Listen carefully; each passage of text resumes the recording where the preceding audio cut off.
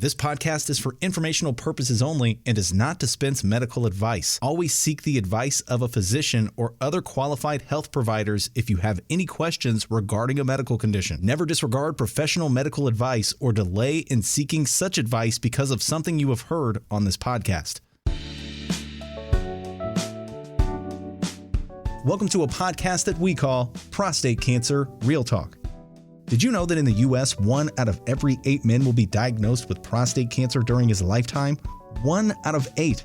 And black men are 50% more likely to develop prostate cancer in their lifetime and twice as likely to die from the disease. But we're not here to quote statistics and tell you how tough prostate cancer can be. Rather, we're here to create a supportive community of survivors, a place where we can discuss the real-life coping methods from the perspective of a married couple who are living through it day by day. My name is Dennis, and it's my pleasure to introduce you to Shay and Elle, a real-life married couple who will take us inside of the relationship that lives on the inside of a prostate cancer diagnosis. This is Prostate Cancer Real Talk, Episode 1, Getting to Know the Show. Elle and Shay, take it away.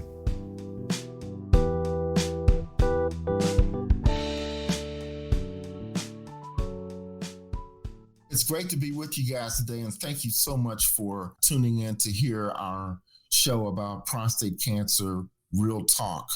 Before we get into the nuts and bolts of the show, I just want to quickly share my personal story with you to give you some background on why we're doing this. I am an ex-athlete. I work out regularly. I eat properly, not perfectly, but properly. You know, I was never of the mind that something like this would come into my life and affect me the way that it did. Like you could imagine, it kind of came out of the clear blue sky, and it hit me pretty hard. And so the story has a good ending. I'll give you a spoiler alert. This is a good story. It's a positive story, but it's something that we think is important to share with others. And so I'd like to give you an opportunity to look inside of a married couple's relationship, what happens when you get that diagnosis, and some of the things that the doctor and the nurse does not tell you about the relationship, about the effects of the disease, and what happens to your real life, everyday activities and whatnot that go on with that. So that's just a little bit background from my perspective. I'm going to introduce you to my wife, Shay. This podcast was actually her idea. It took me a minute to decide whether I was going to come out and go public with this, but we think that we can offer some great information to you that you might find helpful. So Shay, I'm going to kick it to you and let you talk a little bit about this idea and why we're doing this. Hi, everyone, and thank you so much for listening to our podcast. As Elle mentioned, he was diagnosed with prostate cancer, and it was a shocker. And I just had so many questions as the wife, because I know that my husband was getting his prostate exams regularly, like every 6 months, as the doctor, told him to. And he always came back with such, positive results. It was never, his PSA level was never elevated. And it was always such a great report. And then all of a sudden, out of the blue, he has a PSA level that was slightly elevated. It was very not normal for that to happen to him. And so thank God for his doctor that said, well, you know what? All of a sudden it's elevated. We should probably do more testing. And they did. And the test showed that there could be something there. And then it was recommended that he do a biopsy. And of course, we were extremely nervous. As a wife, I had no clue what to expect.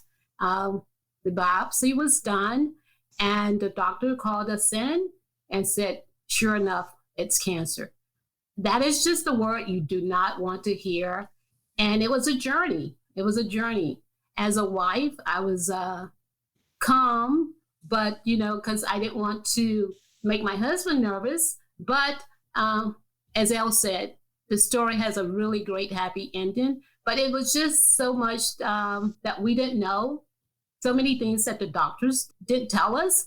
And so, because it is a good ending story, we thought we, should create a podcast, a community that we could share our experience and perhaps give you advice and some things that you, if you're going through this, your loved one is going through this, some advice on things that they should expect. Because the doctors, they just don't tell you everything. The doctors are good and they give you the advice on what road you should take or what route you should go in terms of treatment. But there is so much more in between that you should know. And that's why we're here, guys. Thank you so much for listening. Hopefully we can help. Okay, Shay, thank you so much for that great introduction. So I'm going to pick it up by expounding upon one of the points that you made, and that is how you can deal with this situation on a day-to-day basis and some of the practical things that happen to you after surgery. For example, you had surgery like I did. What happens next? Well, one of the things that happens is that there's a transformation to your social life. You can't just pick up and go out to dinner or pick up and go to church or pick up and go to visit friends anymore. You have to prepare because, when you come out of the surgery, this is real talk and we're talking about real issues, but when you come out of that surgery, you should know that you're going to be wearing a catheter.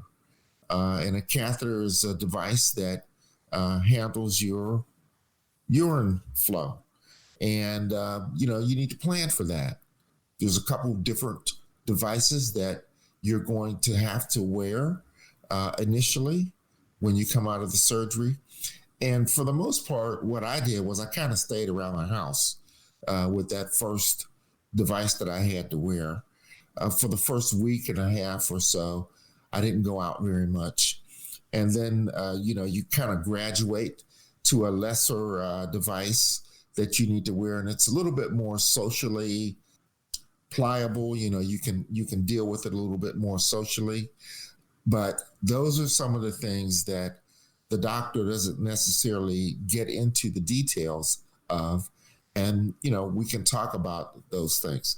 So with that, Shay, I'm going to kick it back to you and see, from your perspective, what are some of the things that you feel are impacted by this surgery?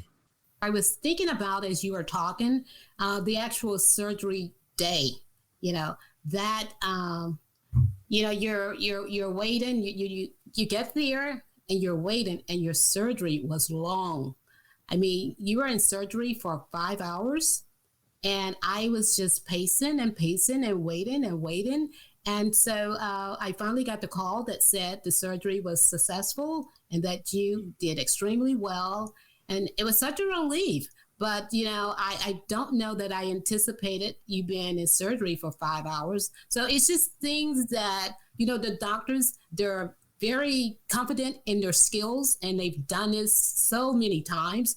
And it's just the little things that they are not thinking of telling you. And you have to kind of be proactive and ask questions like, how long is the surgery? It was 5 hours was a long time, but you made it through. And you were in a tremendous amount of pain after the surgery. So these are things that, prepare for. If you're a guy that's listening and perhaps is, preparing yourself for surgery, you're going to be able somewhat of some pain when you come out. But of course, they do have medicine that will take care of that. But it was a journey. And afterwards, as Elle mentioned, coming home, you're just kind of watching television for a while. You're not as mobile as you would like to be. You do have that device. And there, it's a process. You got to think about the clothes that you wear, So there's a lot that goes on with it. But you can, get through it. There is light at the end of the tunnel. Some of the things that the doctor, when you're just going through talking to the doctors in preparation for the surgery, one of the things that I never forget it, that he mentioned to Elle, when we decided the option that we were going to take, and he said, oh, you're going to, after you get home and after surgery, once you leave, we're going to give you a pad. And Elle and I both looked at each other and we said, a pad? And he said, oh yeah, there's going to be leakage. And we're like, leakage? And he said, yes, there's going to be leakage after the surgery. And once you get home, you're going to need to wear the pins. And for the guys, I know there's a lot of guys that are looking. We were like, the pins? The pins? So yes, guys, you are going to have to wear the pins. It's not, everyone is different. It can be a couple weeks or it can be several months, but prepare yourself. You are going to have to wear the pins because there will be leakage. Yeah, and thank you, Shay, for those great details. When you talked about the length of the surgery and whatnot, we did something that people might want to consider doing if you're going in for surgery. Who wants to sit around in the hospital for 5.5 hours? So what we did was we actually rented a hotel room near right across the street from the hospital. So just kind of like an insider piece of information for the wives and the significant others who family members and whatnot who are accompanying the person for surgery. You might want to think about getting a hotel room because you're going to be waiting for some number of hours. And then, we live probably an hour away from the hospital. And so that way you don't have to worry about journeying back the next day. The other thing too that Shay mentioned, it came to my mind when she said, we're going to consider our options. And while we will have my actual surgeon on in the future that talks about the details and the choices that you make, I'll just say something at a very high level right now. And that is when I received my diagnosis, the question was, okay, what do we do? How do we deal with this? What are the treatment options? And, there were two options. One was surgery, and the other was radiation or chemotherapy. And one of the things that you need to consider, guys and ladies, are if in fact you do decide to go with radiation, okay, once you do radiation, then surgery is off the table forever. If you decide to do radiation, once they do that, you can no longer move to surgery in the future. And so what our choice was to just go with the surgery. When I say surgery, I mean actually having the prostate removed, which causes some of the leakage issues that Shay was talking about. But we decided to go with the surgery and just have it removed because we didn't want any future issues to arise. Now that doesn't mean that no future issues will arise, but it's less likely that the disease will resurface. Shay, could you talk a little bit about what the doctor told you? Oh, sure. So anyone that has had a loved one in surgery, that once the surgery is over, the doctors, they come out and they, tell you that the surgery went well or give you the update of the surgery and how the patient is doing. So your prostate, was kind of impacted a little bit. So the surgery, that was part of the reason that it took longer. But he, said, hey, he did really, really well. And we were able to get all of the cancer out. So his cancer was localized in that area of the prostate. So they were able to successfully remove all the cancer. And so he had a really great, outstanding results. So we were really blessed and pleased. And I think that's a part of why we really want to do this podcast, because it's just not, the end of the world. No one wants to hear the cancer word. You don't want to hear, oh my God, the big C. But, there are really great surgeons out.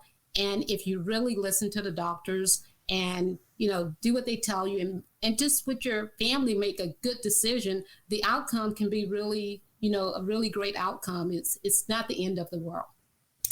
Yeah, I'm glad you said that, Shay, because, when I think about, our lives right now, day to day, I won't say that there's zero impact because, I still do have a few things that I have to do that are special. But for the most part, I mean, it's not this gloom and doom scenario.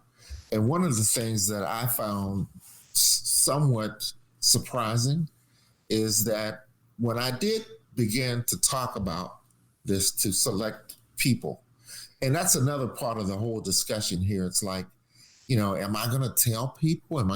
Who in my family am I going to tell? Which one of my friends am I going to tell? Is this something that I want to make public and what have you? But, one of the things that I found out was that the more I talked about it, the more I found out that there were a lot of guys that I knew who were dealing with this, and, we really had some really great discussions about it. And to be honest with you, when I started talking about some of my social issues, you could laugh about some things. And I'll give you an example. I call my wife my wingman. Okay. What do I mean by a wingman? Okay. Well, she mentioned that you have to wear Depends. Guys, can you fit a Depends in your pocket? No, but she can fit it in her purse. Okay. So when we go out to dinner or we go out somewhere socially, she's my wingman. One of the things we do, we check in. It's like, I'm going out the door. She's like, honey, you got your stuff? You got your package ready? And the package is, my accessories. Nope. Honey, we call it supplies. Yeah, supplies. You got my supply. And those are my accessories so that we know if we're going to be out for a while, I'm going to have to do like Superman. I'm going to have to find a phone booth somewhere and go in and make a quick change to that. And so, in talking to some of my friends, we kind of laughed about that. The other thing too is like, okay, I'm going to Walgreens, all right, to pick up my quote supplies.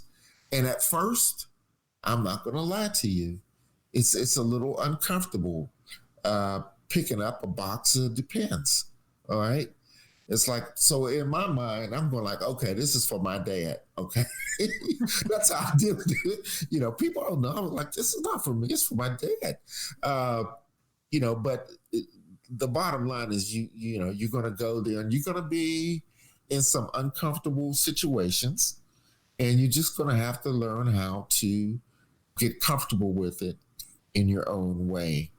Another thing that Shay mentioned that brought to my mind was testing. I was going, as we mentioned in the opening, every 6 months for my PSA test. PSA, what is that? And I'm not a doctor, but I will tell you it stands for prostate specific antigen. And the way they do it is they take a blood sample, and they can tell by the level of PSA in your blood whether your prostate is troublesome, okay, in terms of potentially cancer going on there. And so that's what made this so shocking to us, is that I was going every 6 months really regularly to get my PSA level tested. And it was always great. It was always great. It was consistently low. And then all of a sudden, bam, it was up like 15%. And we're like, wow, what's going on? So the doctor said, let's keep an eye on that. And the next, I think we went in 4 months after that. We didn't wait to 6 months. It was up 17% over the 15%. And that's when we decided to do the biopsy. And that's when we got the news. So my point here is that, guys, you must go regularly for your PSA tests. That's one of the things that they say is good. And the bottom line of that is that probably saved me from having a more serious diagnosis because it was caught early. And so when we are going to have my surgeon on to talk about some of the things that you look for and what are some of the signs are and what some of the things are that you should be aware. So we just wanted to give you, an overview of our journey to tell you how this is affecting our lives. Okay, honey, like you mentioned, our lives are not 100% back to normal, but they're pretty much there. So again, like your journey can be, a couple weeks. It could be, a couple months or even a little bit longer, but it's light at the end of the tunnel. The sun will come out again. It's just not, in most cases, the end of the world. And we want to give you guys hope. We want to let you know that you can get through it, that you pretty much can have a normal life. That's El's surgeon. That's what he told him. He's like, he was just very, as doctors are, very matter of fact, with El's diagnosis, and said, you'll be fine. I can't guarantee you how long it's going to take you to get back to normal, but you will get back to normal. And so we're just fortunate, and we're just excited and blessed that, we had the outcome. And we're just hoping that everyone that's listening, that we can be a ray of, sunshine for you with your journey. Whether it's a guy that's listening or if it's a couple that's listening, things will be okay. Great. And that's the other thing, too, that we want to offer you. One of the words that we used earlier in the podcast was community. We want to create a community because we really don't know that there's any other source or place where you can go to interact with people who are facing this challenge, like you are, or like someone that, a loved one in your family may be facing. So, the thing that's different and what we want to offer here is an opportunity for you to share your story, any questions that you have, your feelings, your concerns, whether it's a good story, like the great outcome that we've experienced. This is a place where you can come to ask your questions, to make your comments, a place where we can interact with each other and just create a supportive community. And what we want you to do is to email us. You can either write us an email or you can videotape a question or a comment because we want to hear from you. And what we'll do is we will take some of your comments if you want us to. We can take some of your comments and some of your questions or any other issues that you want to bring out, and we will make them a part of our broadcast so that you will have an opportunity to not only hear from us, but to hear from other people who are going through this or considering going through it, or any questions at all having to do with prostate surgery. Our journey may not be your journey, as El mentioned. So some journeys are going to be better than ours, and some maybe even a little bit worse. But again, we're the place that we want you to come to. This is a judgment-free. We're not judging. We're just all here. We're going to actually have a surgeon. We're going to have counselors on. Prostate Cancer Real Talk. Tune in and keep listening. We're going to, give you great information on a weekly basis. Our email, you can reach us, El and Shay at prostatecancerrealtalk.com. That's EL and Shay, SHAY, at Prostate Cancer Real Talk.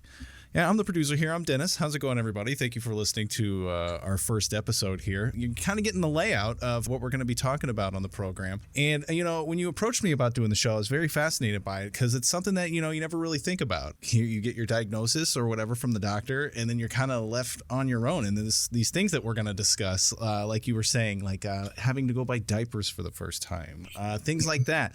Depends. Oh, depends. I'm so sorry. Depends, Dennis. Depends. Depends. I'm so sorry. And if I could, I just kind of want to go back to that moment when you first found out, Elle. I would assume that, you find out and probably the first thing that comes to mind, yeah, right, that can't be me, right? And I'm sure you maybe like went online and became like a self-doctor for a few moments, right? What was your experience when you first found out? You're probably in disbelief. Yeah, and that's so accurate. Exactly what you said, Dennis. The first thing was the elevated PSA level, and I'm like, wow. And even my doctor, that I was going to a clinic at that time because it was just closer to my house for this PSA test, and he even said, wow. I remember the look on his face. His brow was furrowed, and he said, wow. He said, your levels are up. And he said, well, I don't think that's anything. We'll check it in a few months and see. And I, again, remember the look on his face when he saw that second test, which was like 15% higher than the 17% that was initially higher. And I remember the look of concern on his face. And he said, well, I don't think you have prostate cancer. We need to do a biopsy. And that was when I decided to go to the surgeon at Northwestern Hospital here in the Chicago area that we will have Dr. Candu on in a couple of weeks, I think. But, he shared the tests with me. And of course, we become doctors now. We become, and we really look online, like you said, searching for reasons why this can't be true.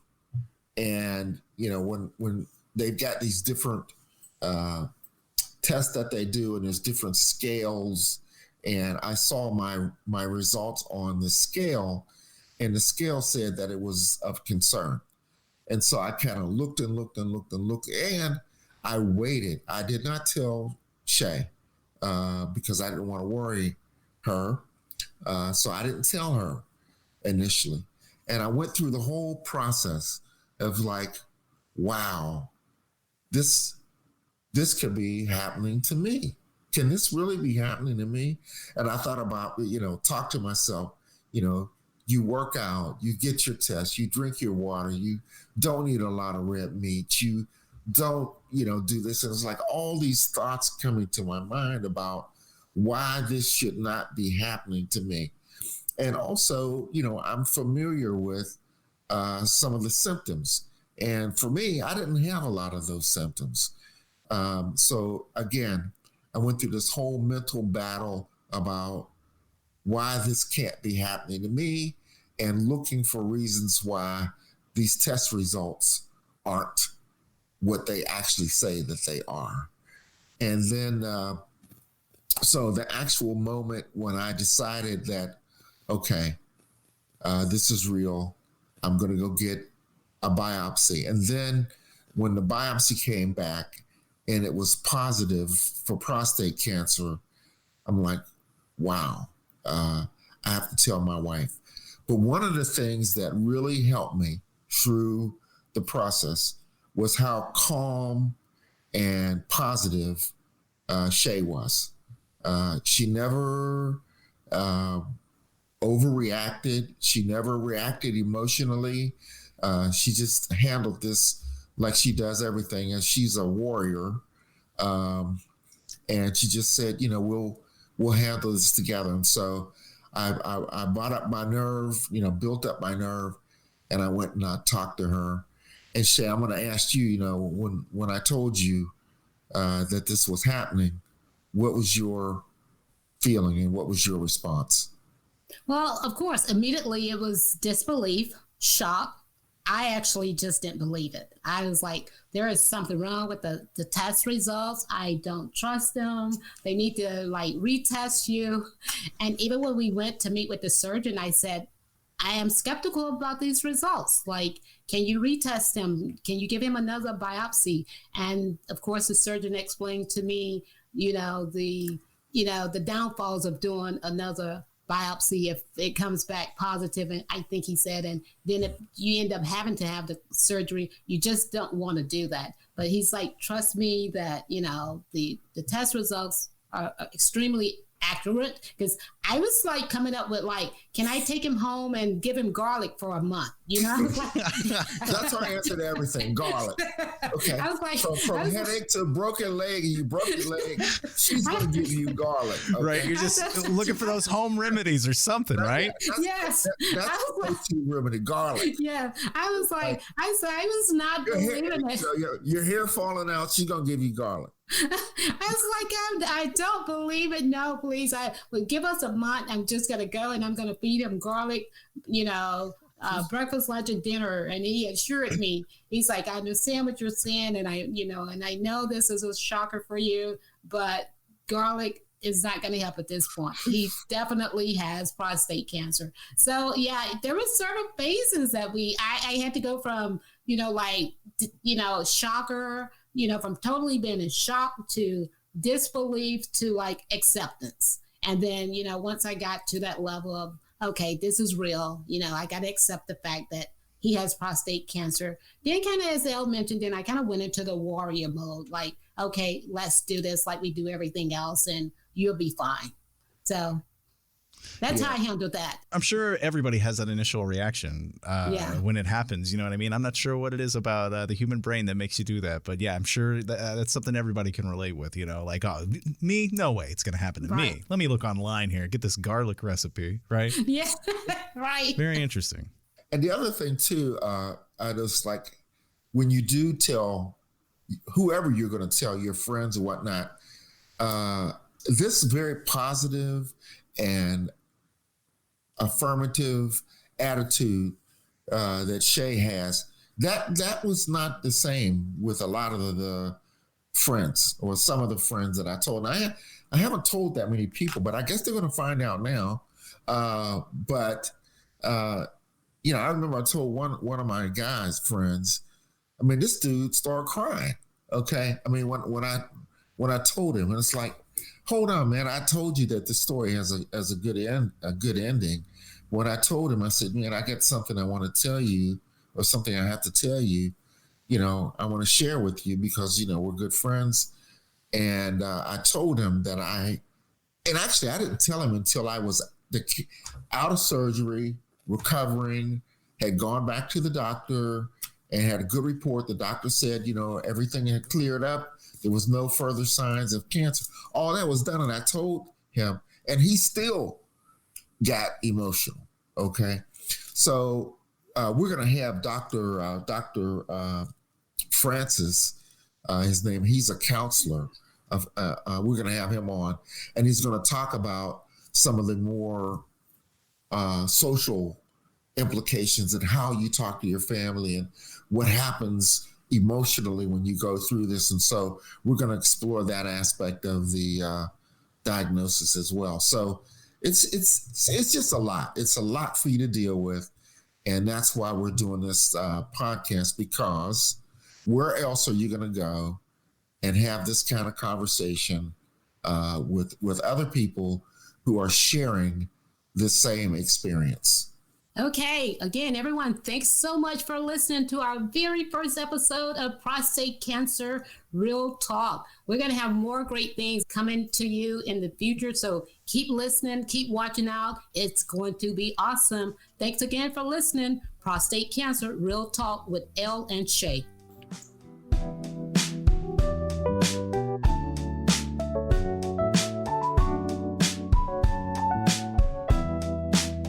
If you would like to reach out to Prostate Cancer Real Talk, send us an email, Elle and Shay at prostatecancerrealtalk.com. That's E-L, the word and, A-N-D, S-H-A-Y, Elle and Shay at Prostate Cancer Real Talk. We hope you'll join us next time.